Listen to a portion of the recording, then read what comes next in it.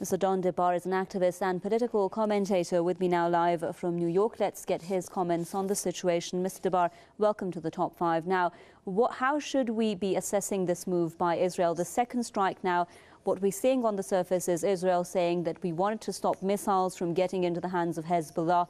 But how should this move be assessed? Will there be consequences?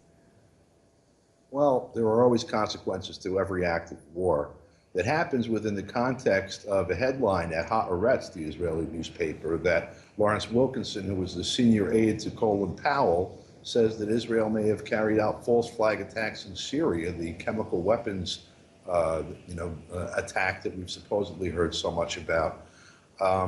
This former high-ranking U.S. official says that Israel may have carried that out in Syria. The New York Times is reporting that the reason for the Israeli strike is a claim that Iran had brought weapons intended for Hezbollah that were being transshipped through Damascus airport, and that's why the strike took place. In other parts of the media, the strike is being targeted at Hezbollah directly and has nothing to do with Iran, so they haven't quite got their story straight. But it happens in the context of senior U.S. officials saying that Israel may be behind false flag attacks in Syria.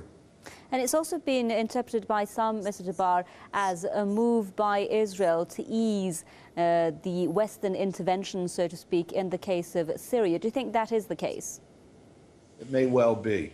The United States discovered a model in Libya where they use formal air support. They used NATO there for the alleged insurgency on the ground, which are actually al-Qaeda troops and other disaffected people from around the Middle East who are armed by the West and basically told to attack make disruption there so that whatever plan they have for taking over for regime change can take place.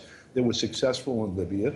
They tried to do the same in Syria, but were blocked from using NATO or UN or US Air Force support by Russia and China at the Security Council. So with the Israelis as a proxy and with the United States, more or less being forced to follow its agent, Israel, by domestic political considerations, if Israel gets involved in a war, this may be the back door. Mr. Don DeBar, activist and political commentator with us there from New York. Thank you very much.